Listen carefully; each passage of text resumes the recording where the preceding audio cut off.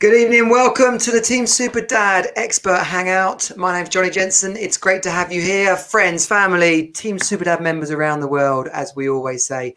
Monday nights, as often as we can round up guests on a subject that the Team Super Dad members are asking about, we do these expert hangouts. And if you've watched them before, then you'll know it's as much about practical tips and understanding important subjects as it is about finding the world's greatest experts, because we know that sometimes we just want to know what other guys do, like, how do you do this thing? How do you make it happen?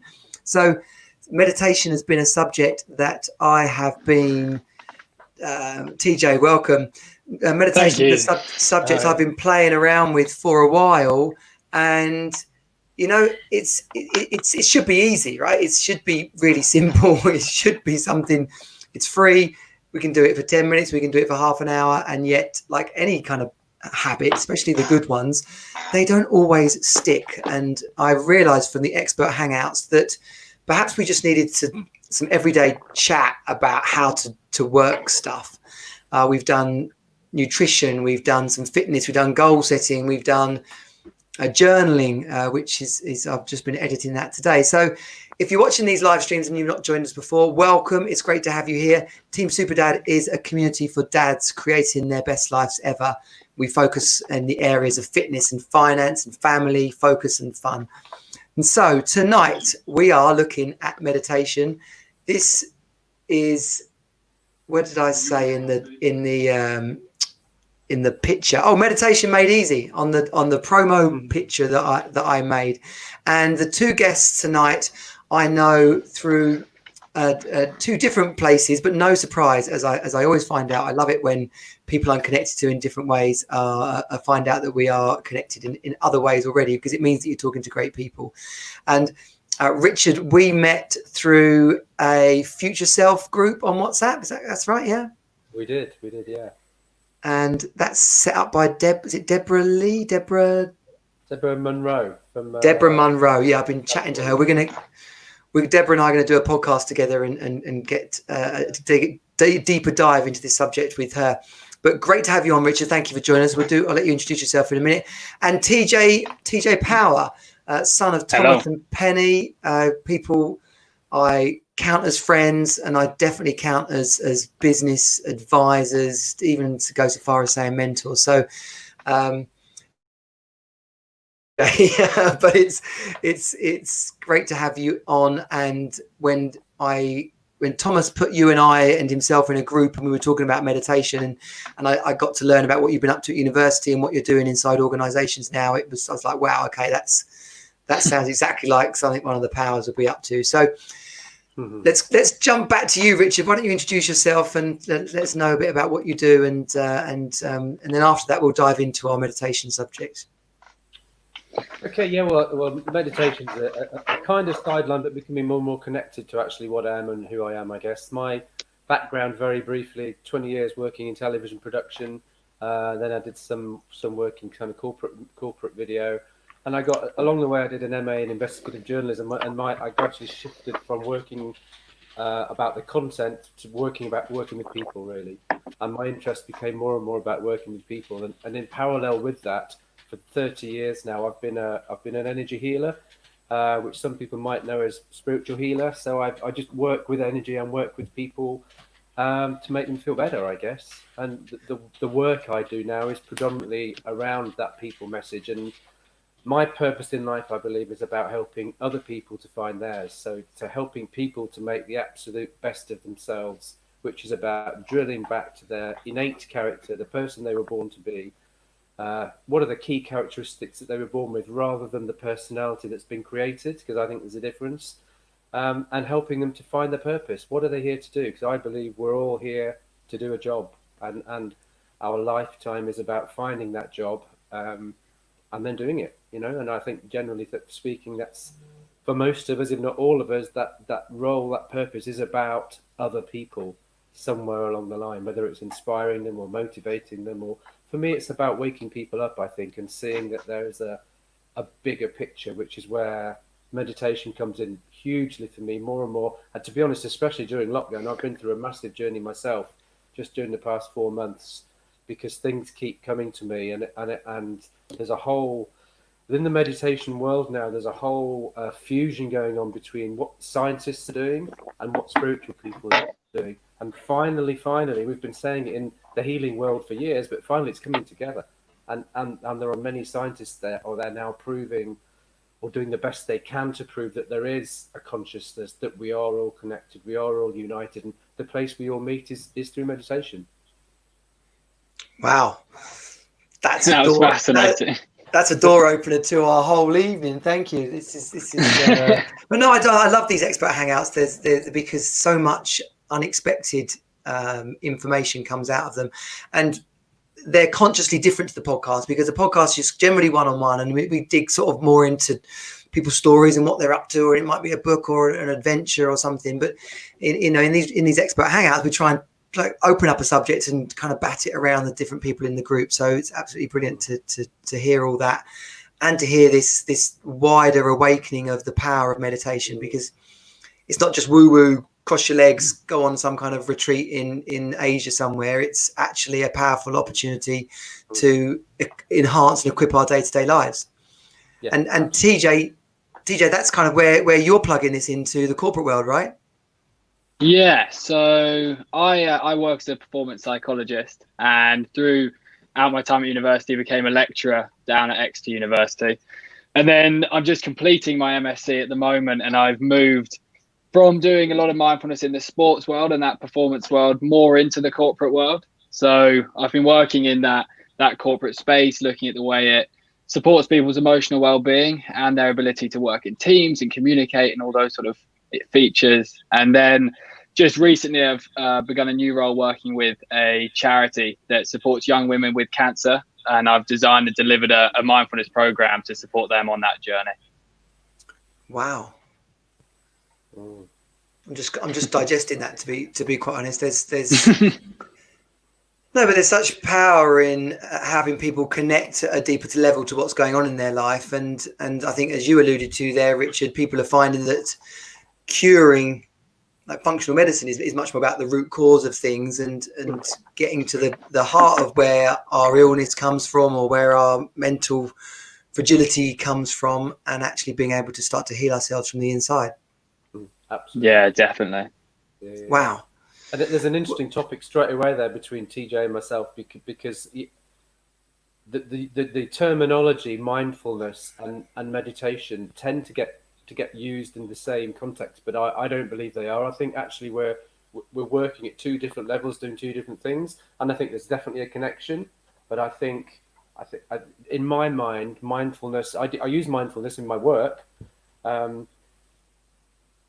And it's mindfulness in my world. I mean, correct me if I'm wrong, TJ, is very much about living in the now. You know, the past doesn't exist, the future doesn't exist. We need to live in the now and do what we need to do right now. Whereas for me, ultimately, meditation is about connecting with that oneness and finding that connection to each other and other people. Would you kind of agree with that, or do you use a bit of both? Or? I would agree. I do think there is a slight difference. I often think of meditation is like saying sports, and mindfulness is like saying tennis. So it's almost like a facet of meditation. It's a practice that can be done. Yeah. And I think it definitely has that intention to help people achieve present moment awareness and acceptance and openness, compassion, those sort of fundamental skills. But I think the actual mindfulness meditation practices themselves can also begin to create that sort of oneness. So I think depending on how it's taught and how it's delivered, I think it can sort of help you to achieve those sort of features.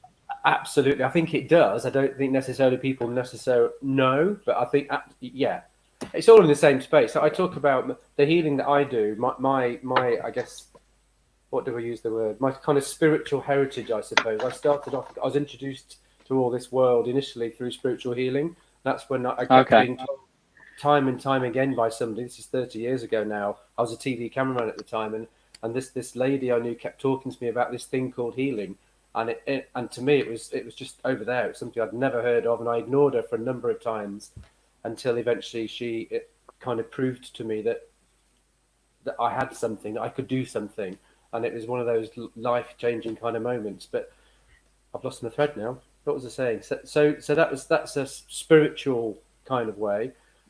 Yeah.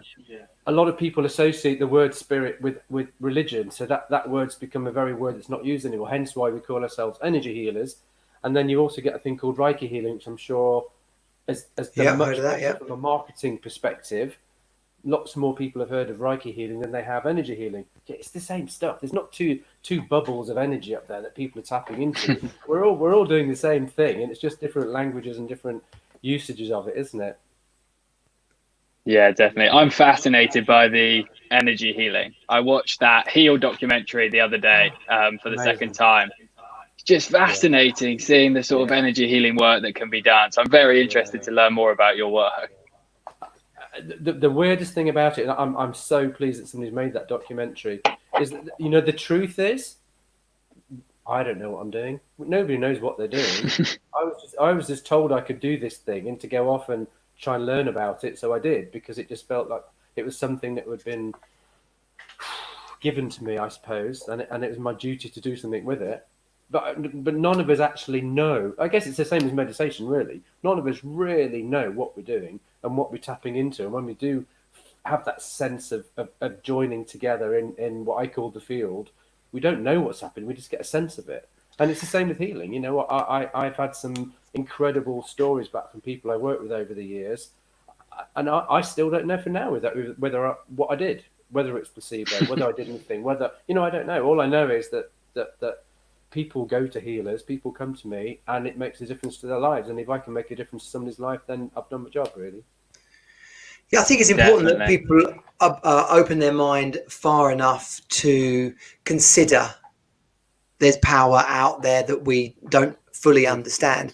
And if we can just bring it, but I think I'd love to go back to this subject later on, but excuse me, if we can just bring it back down to sort of that, because there might be some people here who are thinking, I don't even know what meditation is, let alone you're going to heal me right now. Like, if this is about creating a space in our day-to-day life for greater focus or for greater clarity, or as simple as finding some calmness so that our brain, our intuition can start to file away stuff and help us solve some problems.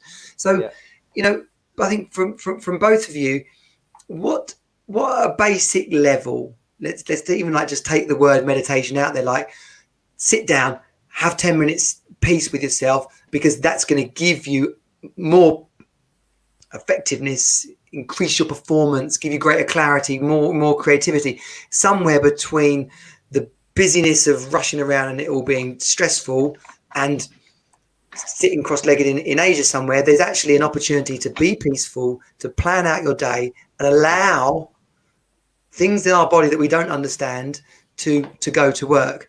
And I always feel that an indication of that kind of presence or force is flipping when you ring someone up and have you ever done that? You've rung someone, and it used to happen more on old phones, but you ring someone and they were dialing you at the same time.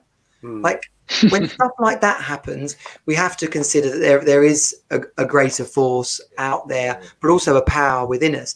But again, bringing it back down to basics, what can someone get out of just, like, I'm not even sure I know what meditation is. What can someone get out of spending that 10 minutes in peace? And then once we've talked about that, we'll go on to maybe talk about some of the little ways in which they can do it. But at a basic level, what's available to someone out of meditating? Richard, do you want to go first? I'm just thinking, I guess for me, at the basic level, why do I do it, and why do I try and do it every day? I don't do it every day. I'm not one of these people who has a definite program and at a certain time does something. For me, it's about focus.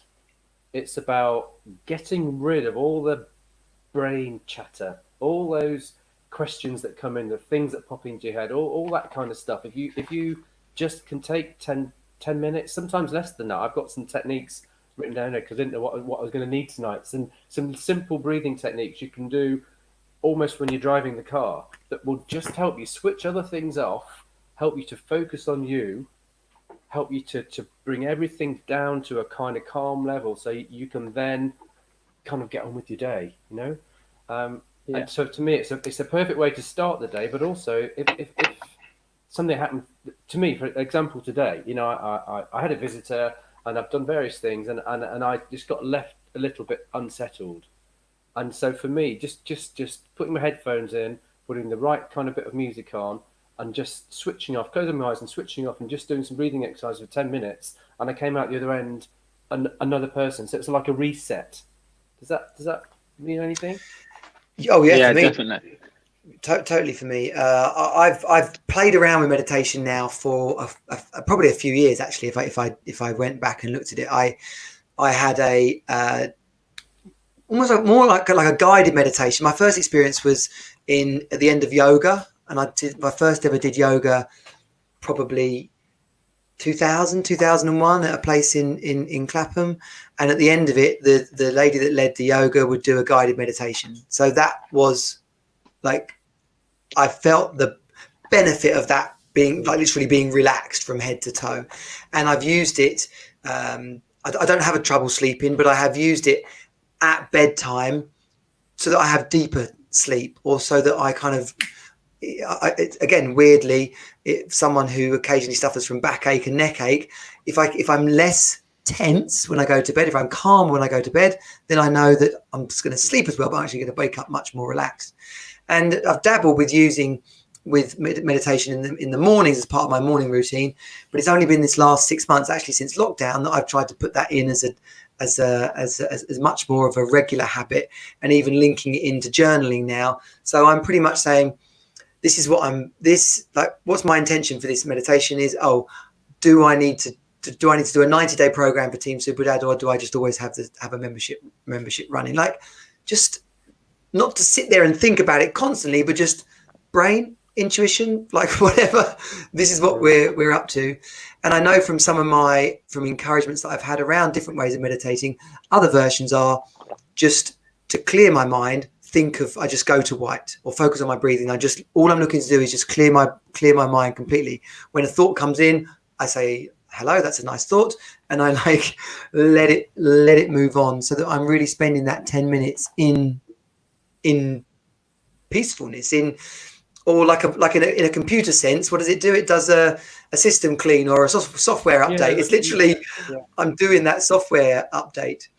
TJ, when you're in some of these organizations that you're faced with possibly business execs who aren't that convinced, how do you put it to them about the benefits of meditating? Yeah, for sure. So what I think is, firstly, is the definition of meditation that I go with mindfulness is intentionally drawing your attention to your present experience in a non-judgmental way. So as you said, with breathing, sort of just sitting down and beginning to observe your state of mind, whatever may happen, thoughts will arise, whatever may happen. And I think the first key thing that we can get from meditation is awareness of how our thinking operates. And I think for many people in the world, we're sort of stuck in this fog of our thoughts, and we get kind of directed around by our thinking. And in the world we live in, with different sort of financial pressures and job stresses, we can often have a fair amount of stressful thoughts arising in the mind.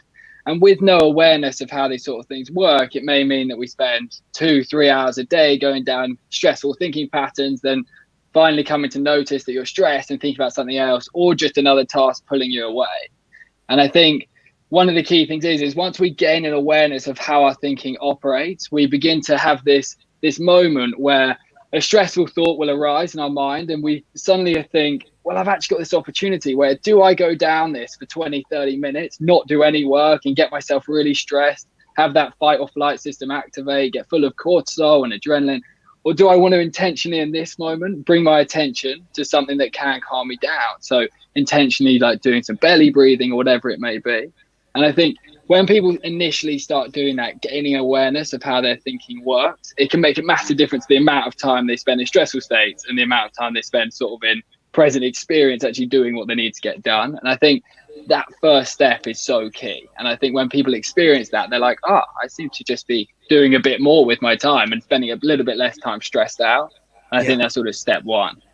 So that really is a pit stop, isn't it? You're saying, if you're a Formula One car racing around a track, your day is 180 laps long. Somewhere in amongst that day, doing a pit stop is a perfect way to, and I know we've talked about mornings and evenings. You also said, Richard, that people could take a time out just to meditate at whatever moment they needed. But I see that analogy as a pit stop of you go, especially old days pit stop. You get your visor wiped, you get the tires changed. And have you seen that movie? With the Ford, the T40.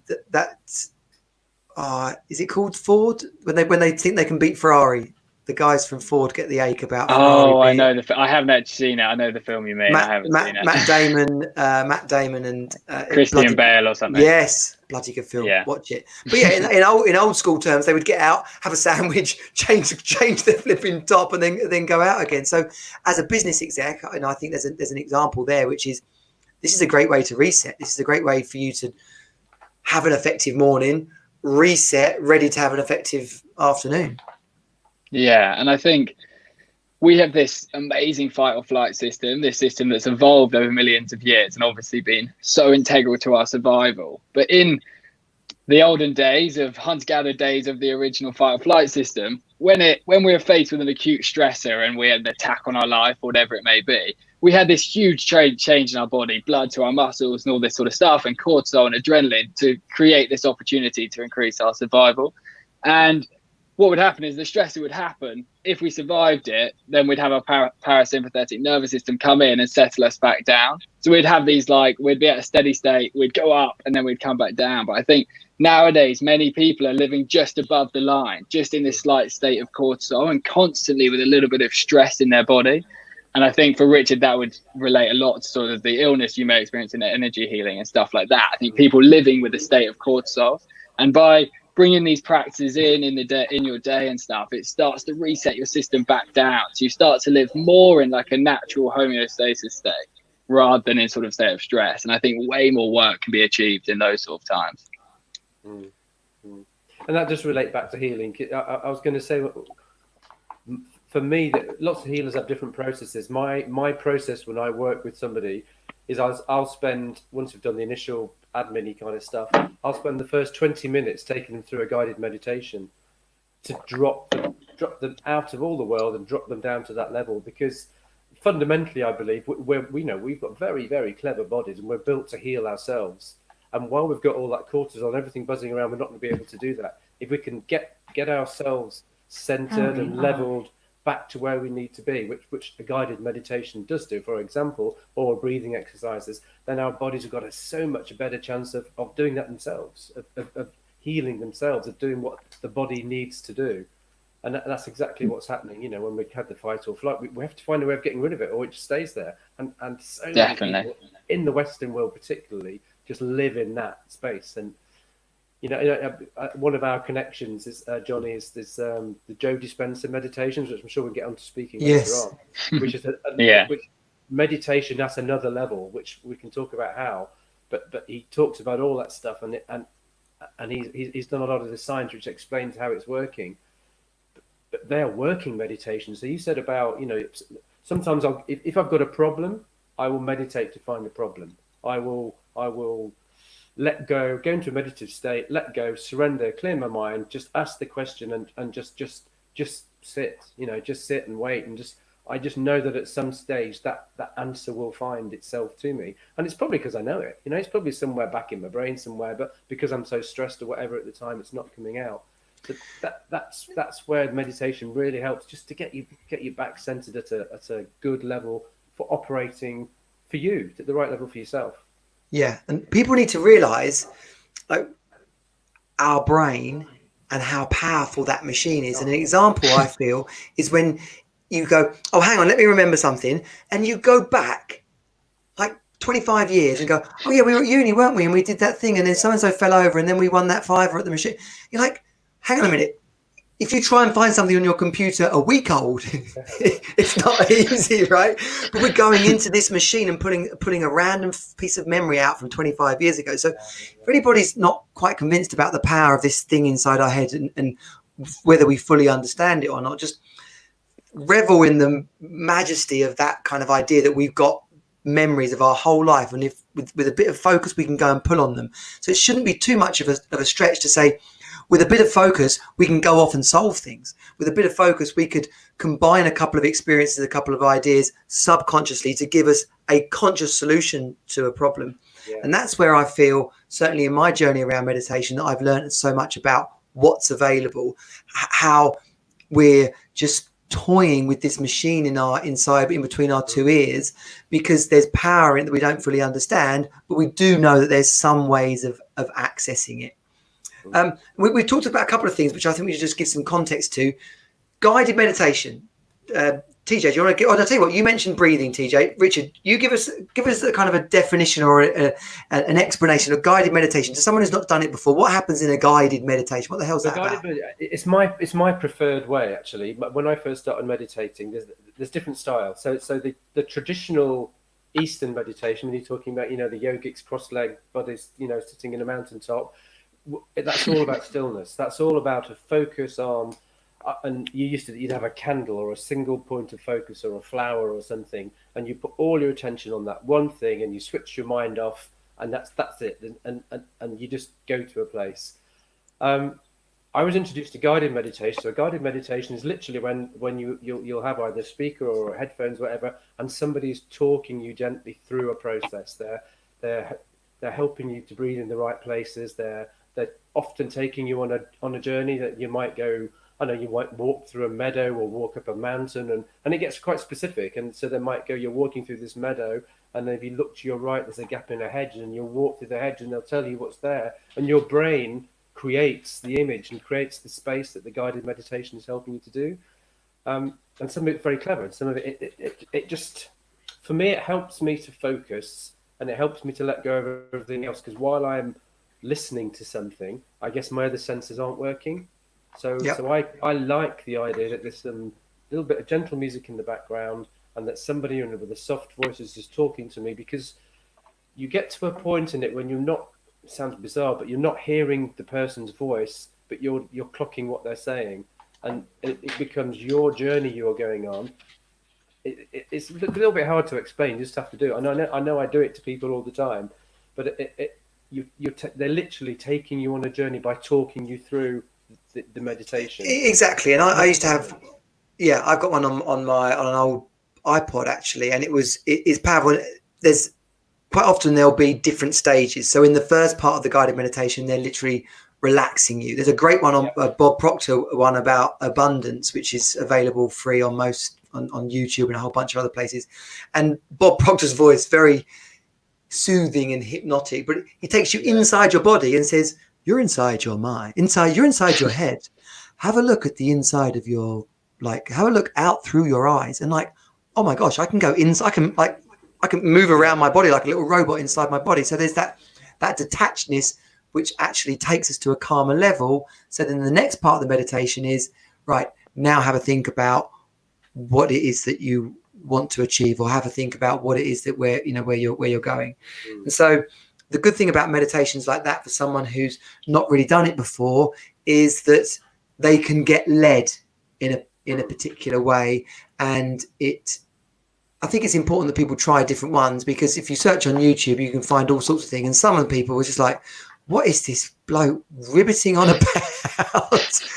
Whereas completely the opposite, I've done guided meditations where you can't believe 45 minutes has passed, because that person has almost hypnotized you, like taking you to a completely peaceful state in a different place and calmed you down. So we'll explore. Go on.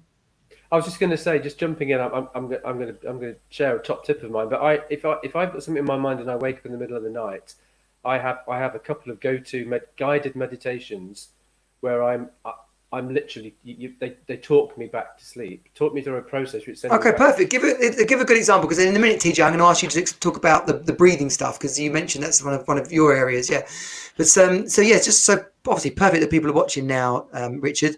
We're going to give them like an example or something where what they can do. I mean, so for me, what I would do is, if it's a guided one, then I'll share it with you. There's an free app called Insight Timer. Oh yeah. Great app. Yeah, I've got that one as well. I love it. Literally thousands of meditations, thousands upon thousands. Many of those are guided, and you can. And there's a free layer, isn't there? There's a free layer to that. Tons of it's free. Loads of it free. And there are sections there on sleep, for example, and there are sections there on confidence and motivation, anxiety, whatever. You can just play around and do it, go forever. But I found a couple of that I've got into my favourites, which are sleep ones, which I think my mind now recognises the person's voice, because I think I rarely get through the first few minutes, never mind 20 minutes. I never get to the end, and I'm just not aware. I've got headphones that I bought which are in-ear ones that don't keep me awake, and I'm gone, and then I wake up and hours later and the headphone's still in, and I've missed the meditation, because I've probably programmed myself. But it's just it's so clever how somehow they're kind of tapping into your subconscious and just taking you through this process, which literally sends you back to sleep. It's incredible, really. I also use breathing, but I'm going to hand over to TJ for that, because one of my go-tos is breathing exercises.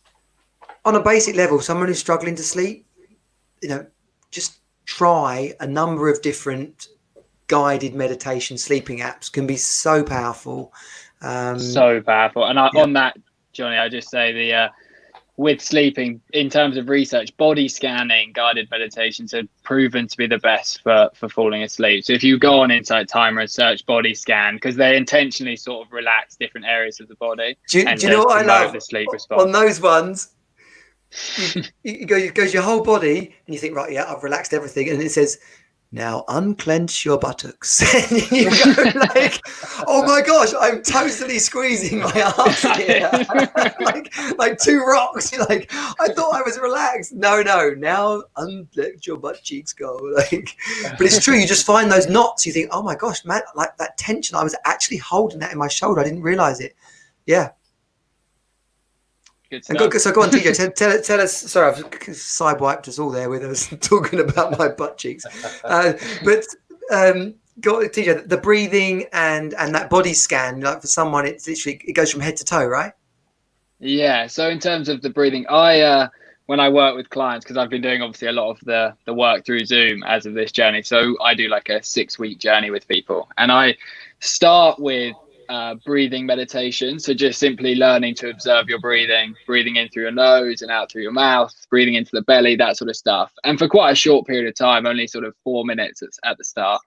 And then I sort of progress on a journey through then learning how to observe the body. So learning to bring your awareness to different sensations in your body and using that to bring your attention to your present experience.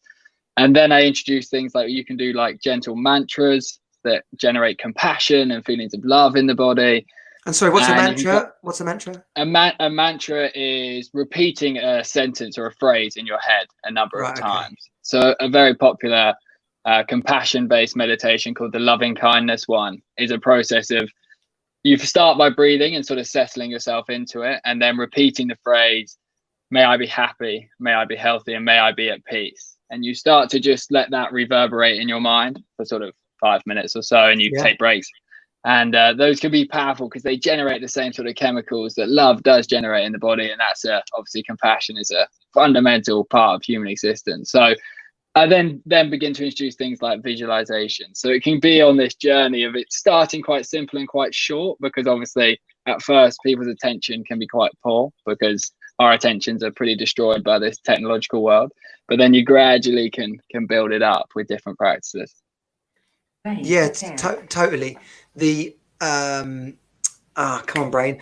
The thing I really started on first of all was just picking something like Insight Timer's got just these music. You can get it on YouTube as well, just like they call it primaural beats or binaural beats. Yeah, and so it's just so you get like it's like the or just say to your smart speaker, like, play me beach sounds. It'll just be the crashing of the waves. But just for someone just to be like, right, okay, I'm going to put my timer on 5 minutes, and I'm going to clear my brain of thoughts. And every time a thought comes in, I'm just going to think of white. I'm going to go back to the white, or like pick a color but white's a good color because it's so blank, so soft and peaceful. But people should persevere really with and have some compassion for themselves. Pick something basic, or go for a guided meditation as a start, or pick something as simple as I'm just going to sit peacefully for 5 minutes and see where that takes me. And the breathing, definitely, it's for people that don't really know this. Most of us don't breathe properly, do we, TJ? No, there is a huge thing about everyone is a mouth breather now and no longer breathe through their nose. But when a baby is born, you can see their breathing process is breathing through their nose all the way into their tummy. Their tummy expands, then they breathe back out. And that is a process that humans have lost over time. So relearning that skill of breathing in through your nose into your tummy is definitely a powerful thing to do. And also very calming when you're doing it, because it takes a bit of focus. Go on, Richard. I'm saying learn to sing the other way. I've been a singer since I was 7 and started singing in a church choir. And when you get taught to sing, you get taught to belly breathe. So I've always belly breathed. It wasn't easily, but you're absolutely right. But so we generally now we breathe the wrong way and we breathe up here. And there's no space. If you think about your lungs are pear shaped, so breathing just up here, you're getting no air in. Whereas down here you've got loads of space. So it makes so much sense, but we just don't do it. We breathe quicker and. We're just talking about. If anyone's listening, a breathing technique. It's called the 4-7-8 breath. TJ. Yes, I know that one. Yeah. Which I use a lot. So there's a. Go on, explain it. So 4-7-8 is as it sounds. So you breathe in for 4, you hold your breath for a count of 7, and I tend to tune in and get the count is my heartbeat. So I'm sensing my heartbeat. Breathe in for 4, hold for 7, and then do a really slow release for a count of 8. And what that's doing, especially by the holding and the slow release, is you're just re-oxygenating your brain. And rather bizarrely, that does 2 things. If you do it during the day, I'll do that when I'm driving, just to sort of wake myself up and to re-energize myself. Also, it works really well to send you to sleep. That oxygenation. Possibly confusing if someone's driving. Yeah. But people, just in case that didn't come across, the first breath in, you hold for like 2, you breathe in for a and then you four. Breathe in for a count of 4, and then let it out. 1, 2, and then 3, 4. But you hold it for 7. So you're in. 2, 3, 4, and then you just hold your breath, using the same count for a count of 7. So say it's 7 seconds, and then you release for 8. So you've got 15 seconds actually between the breathing out and the breathing in, which is quite unusual. And the first time you do it, you think, "Oh, I'm not sure if I can do it for that long," So it's literally, and then I'm holding my breath now, and for me, I listen to my heartbeat and to a count of 7. Then it's like a balloon emptying. Yeah. And then you go again. Do that 5 or 6 times, and you will notice the difference. Yeah, and just to be clear for people who are wondering about this whole breathing thing and what the hell are you talking about, guys? When you take a breathe in, right? Notice, are you feeling? Are your shoulders lifting up? Is your chest kind of exploding out? Because if that's what you're doing, you're breathing into your chest. Diaphragmatic breathing or breathing in through your belly, you literally feel as if there's a balloon in your tummy. You feel your tummy fill up. It's actually the bottom of your lungs. And then you feel your chest fill up. So you've actually filled your whole lungs there. So for anyone asthmatic, I did breathing training when I was a teenager for my asthma. Very good for breathing exercises there as well, let alone anxiety and sleep. And a great thing to teach your kids as well, because there's a lot of tension builds up in your body when you're breathing purely through your shoulders. There's a good test for that one as well, which I learned singing wise, is that we tend to think, because our belly's at the front, that our lungs go to the back too. I'm going to stand up. So actually when you breathe in, you can see that if you put your hands here, then you're breathing correctly. When you, much of my big belly, but going out, when your belly goes out, also you can feel, and you can see that movement there, your lungs come right down here. So when you're breathing properly, you can feel it there as well. So as well as your belly, which way do I have to go to get the belly there? No, you're good, go back, because you can feel it coming there. So a real breath, you're coming all the way around your middle. Yeah. So for anyone on the podcast, Richard's got his hands sort of on his back, like where his kidneys are, sort of kind of feeling, almost like giving himself a reverse hug around the back, basically. I'm trying to bring TJ back in here. Apologies, everyone. Sorry. No, it's okay. Pedal faster. Yeah, so that whole diaphragmatic breathing. I mean, we won't go back to the beginning of the conversation. There's so many layers to, inverted commas, meditation, and actually this is just about: are we peaceful? Are we giving our brain the time it needs to software update? Are we breathing in a way that gives our body the oxygen it needs to stay out of a adrenaline fueled stress way of being? So this is health and fitness, really, of the mind and body. So I think that's what I'm trying to get through to some of these dads who've never done this before and are thinking, as if I'm going to do this. And what we're here to say is there's so many benefits. And back to the title of this tonight was Meditation Made Easy. It really is pretty darn easy just to take a few minutes out of your day and do this. It is, for sure. I think focus is definitely one of the biggest things as well. I think so many of us do struggle to focus these days with our work, and even when we're in a conversation with someone. And for me, going through university, I did have times where my attention was pretty bad. And then when I introduced this practice into my life, I saw this absolute transformation in my ability to just focus on a piece of work and actually get it done. Because whenever you're doing these meditations, you're just simply trying to train your ability to focus on something. And when you get distracted, you notice it and you bring your attention back. And that is such a powerful thing to have in our lives in this world where there is like so many notifications and so many stimulus. Learning to direct yourself onto one thing is a pretty valuable skill. Yeah. And just a couple of those apps again, Headspace, Insight Timer, even just asking YouTube or Spotify for, give me a guided meditation. Don't be stuck for these. And how we came to meet Richard, we just alluded to a minute ago. There's some real, I hate the word guru because it doesn't really mean much, but there is some really wonderful people who've written so much about this subject, and there will be hundreds, but I know of a couple of in particular. Dr. Wayne Dyer's books have been part of my journey into meditation, and Dr. Joe Dispenza as well, which is how we came to be connected on the WhatsApp group. So his book, Breaking the Habit of Being Yourself, was I found wonderful. It was a real opener for me, and that was like the art using meditation to create new habits, like to create a new outlook, to create a new way of being in life. That's quite transformative, isn't it? Is that advanced meditation, or I kind of know the answer, but I'm asking you guys: is that advanced meditation, or do you think that's available to everybody? I think you have to go through a process. I think probably you probably have to learn to meditate and understand what meditation is to an extent before you go there. Because I think some of these guys, certainly Dr. Joe, makes an assumption that I think, just the basic kind of breathing we're talking about now, that kind of meditation.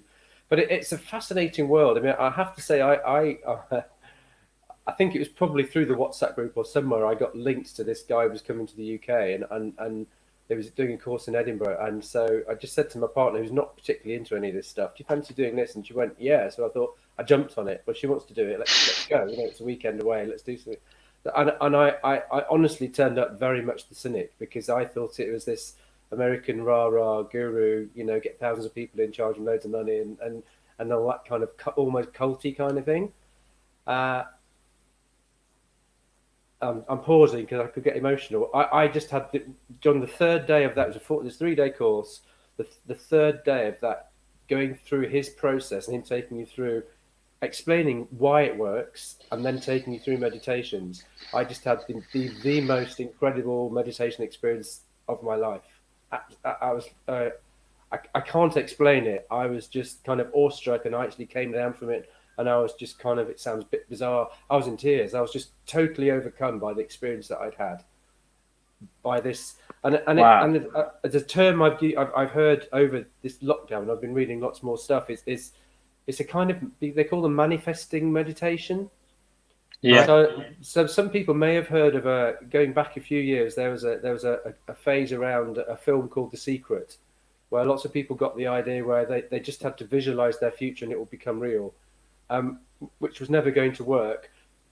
But in a way, this is a similar thing. But actually, what Dr. Joe Dispenza does, and it makes a lot of sense, is that you're not visualizing your future. You're actually feeling your future, and that then taps back into what TJ was talking about. Because if you feel something, then actually you are creating chemicals and changing chemicals in your brain.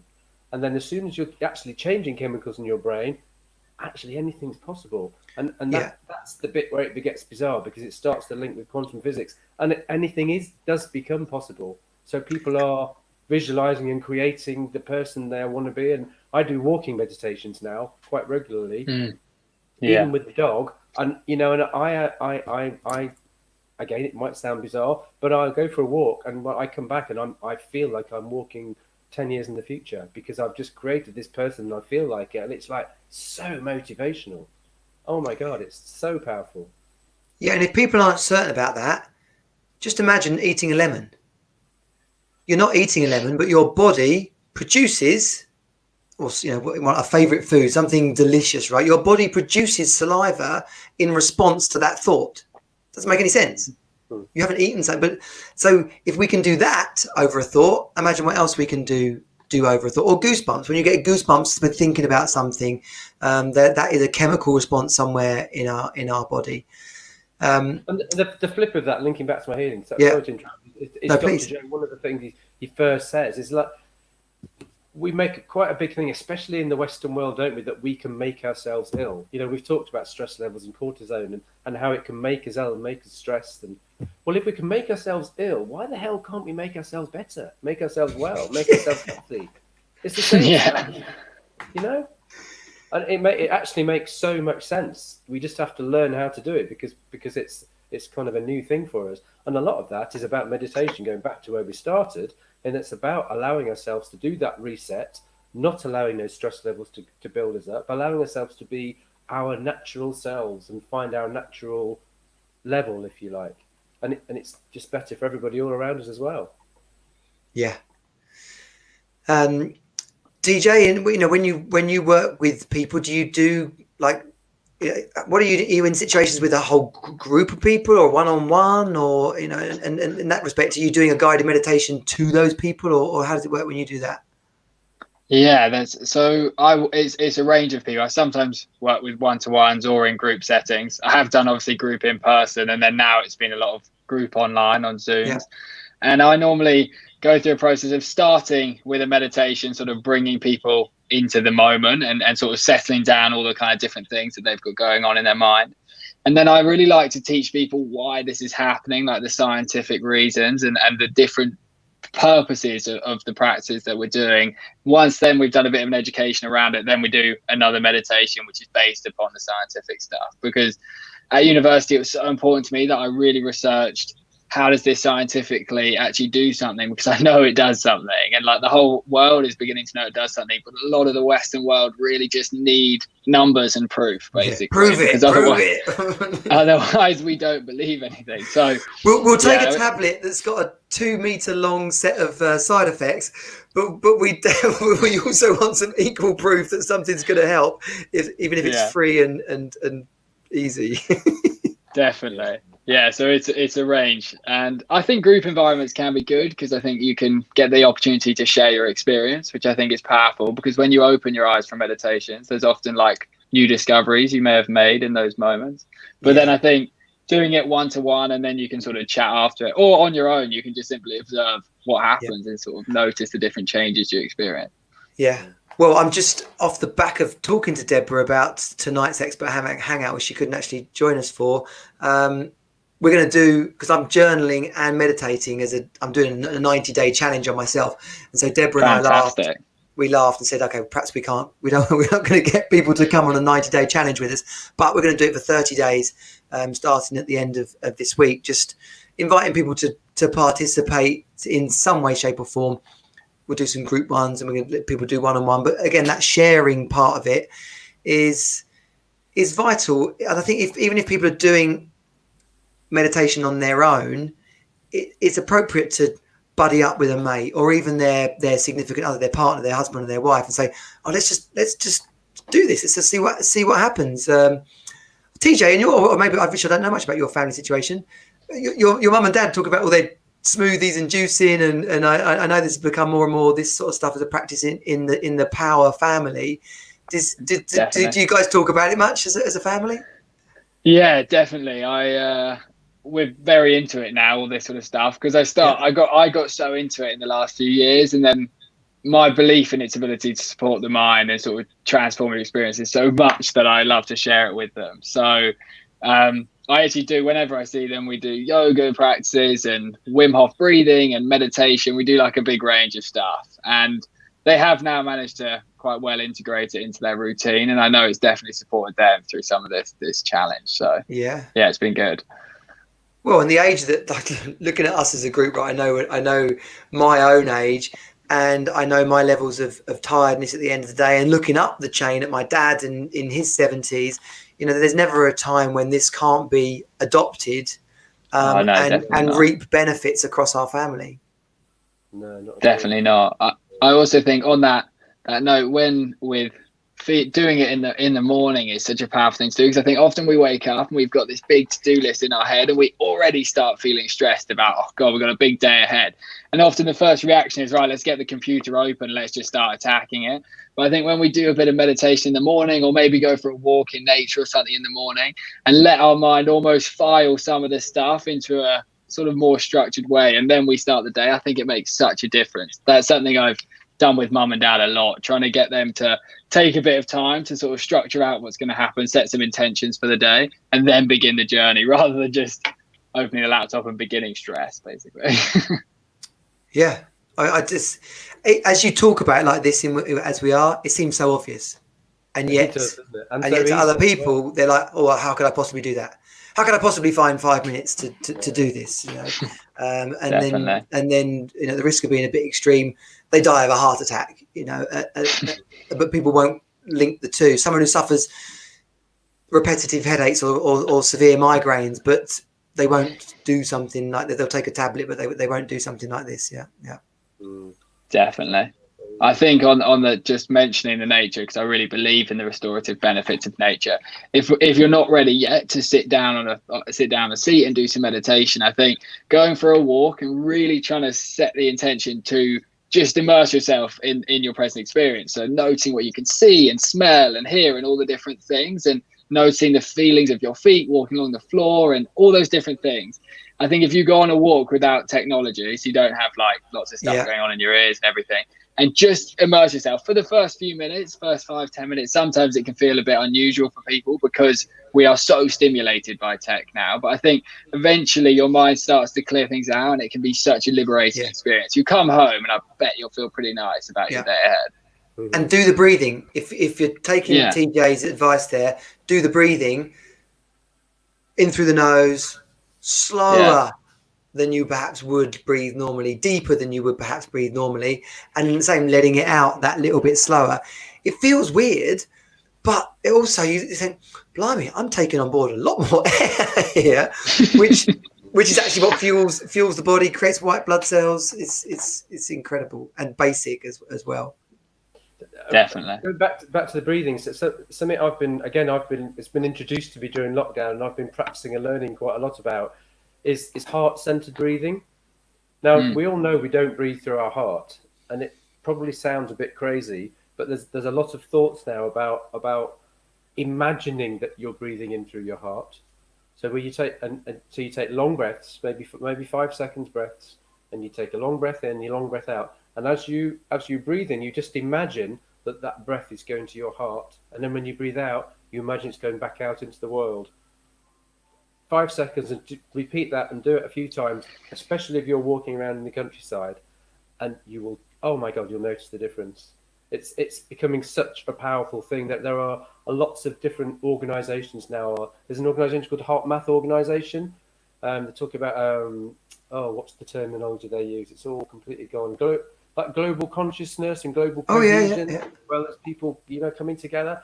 And I've done I'm going off on one now. I've done a Joe Dispenza meditation when I went walking out in nature, doing that, and then everybody was doing it at the same time, and there was just this sense that I was in nature, I was on top of a hill actually, doing this breathing, and there's a genuine sense of just connection, because we are all connected.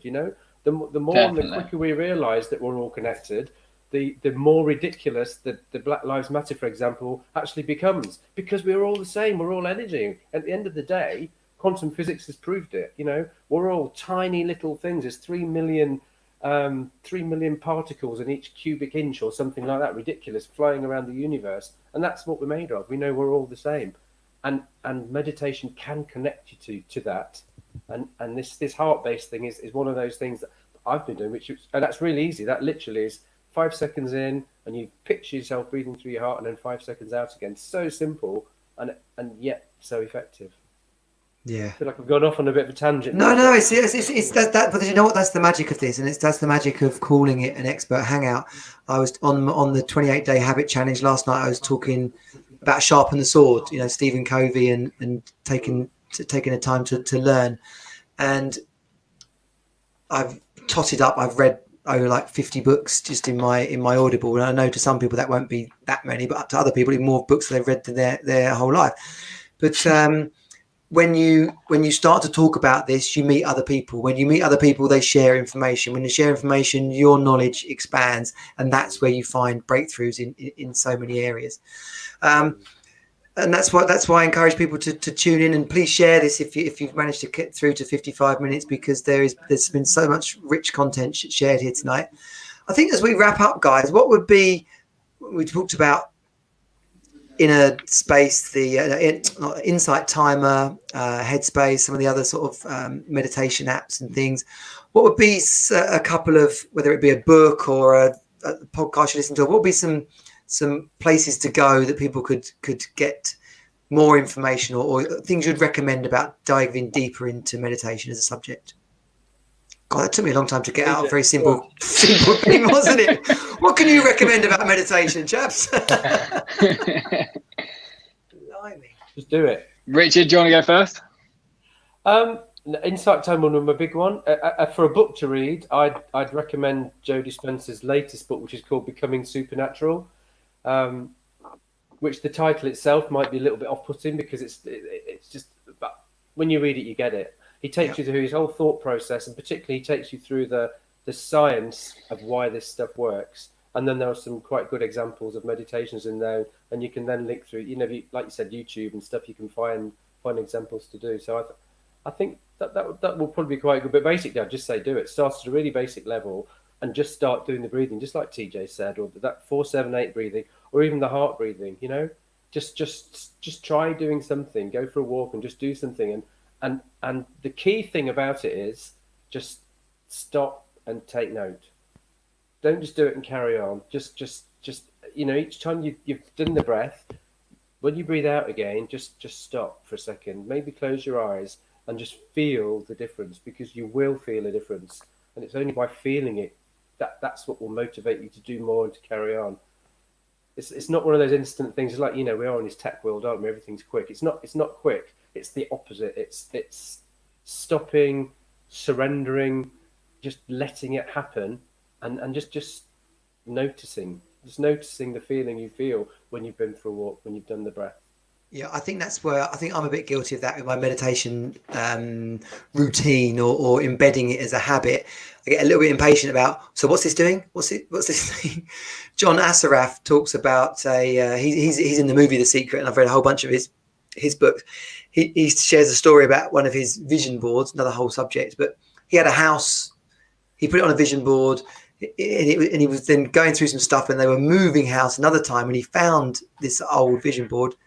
How much he hammed this story up, I don't know. But basically, he's saying him and his wife found one of his old vision boards, and it had a picture on there of a house which was basically identical to this flipping mansion thing that they were about to move into. And he said, "Oh my gosh, I'd completely forgotten that actually I created this vision of where we're moving into this week 25 years ago." So yeah, I've gone off on one now, but he's a good guy as well, John Assaraf. What the hell was that about? But TJ, so a couple of things that you would recommend. We have to go and meditate after this.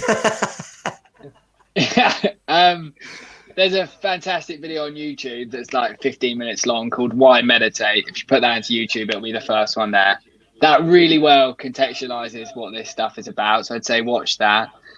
And on what you said about sometimes striving, what is this doing for me? I think that's a really easy state of mind to get into. And I spent a lot of time thinking, what is this doing for me? Trying to find tangible things. What gain am I getting from here? I think when we're doing that, and often we do that in the meditations, we're thinking, oh, is this helping this? Is this helping this? It means we're actually really struggling to actually do the meditation themselves, because we're completely taking ourselves into a future thought of what we want to achieve from the meditation. So I think the best thing you can do is if you want to adopt a meditation practice, is have a look around at how much value it can be. Put into Google Scholar, does meditation do anything? It will say, yes, it does, a lot of stuff. Once you've created a belief in yourself, because I think these things are so hard if you don't believe them. So we can, in these sort of experiences, open people's eyes to these ideas. But I think you've got to go out, have a look, see if you do believe in it, and then just believe and trust in the process that it probably will provide all the gain that you can find online. Yeah. It's been people have been doing it for thousands of years. So sometimes you just, if you're going to trust a flipping ibuprofen tablet, it's worth trusting in this as well. Yeah, absolutely. Definitely. Awesome. It's growing across the world so fast, and it's growing for a reason. People aren't just doing it for the sake of it. Yeah, that's, again, powerful, very powerful. So guys, thanks so much for coming on tonight. It's been a real great chat, just a real relaxed, informative, but absolutely educational dance through the subject of meditation. I hope it's been of value to everyone else listening. TJ, what if people are interested in how they can work with you? Where would they come and hunt you down, find you out? Right, so TJ Power on all the social media platforms. LinkedIn's a great way to get in touch, and also I run a community called Mindful Living on Facebook that's free to join, and it has all of my guided meditations in and different processes I'm working on and new things I discover. So I just share it all in there. So Mindful Living on Facebook. If you're at Mindful Living with TJ Power, it's on there. Awesome. And just to prove people are watching, we've had a thank you from someone there. All these live streams, if you go to streamyard.com/Facebook, you can give permission for your name and face to appear there. I know not everyone wants that, but thanks to all the comments we've had into that one as we wrap up, that's brilliant. Thank you. And Richard, obviously we've heard a variety of different areas that you work in. What, if people want to get in touch with you, where can they find you? Depends which reason, I suppose. I have a website for my healing, which is energy-healer.me.uk. Is that right? Energy dash, yeah. I'm just trying to think what it actually is. I get confused in healing and healer. Energy-healer.me.uk. That's right. And then for the work I do, helping people just to get in touch with their character and their perspective, it's discovertherrealyou.com with dashes in between each one. Have a look at that, and that's where I help individuals and groups, companies, whatever, do workshops. I'm just helping people just get back to who they really are and what they stand for, what the character is, what their purpose maybe is to move forward. Yeah, amazing. And for dads, just as we wrap up on this, meditation it's not, I hope you've got out of this that it's not some weird thing that only people do in yoga or only people do on retreats in India, or this is a practical day-to-day strategy for a better life, and it's not about success and money and power, but it can be some of those things, but it can also be about your relationship and your connection with the people around you, that your appreciation of the love that you're able to get from other people. Like when you're really present to who's around you and what's going on, there's a richness that can fill you up from the inside. And so many of us are detached from that. Ironically, we're desperately looking for it, but our barriers are up, and meditation is a wonderful way to bring some of our barriers down and to feel connected to ourselves and to the people around us. So that was my intention out of tonight. I hope everyone's got a lot out of it. The replay is up online already as soon as we finish stop. Please share it. Feel free to leave a comment, which we can pick up on the other side.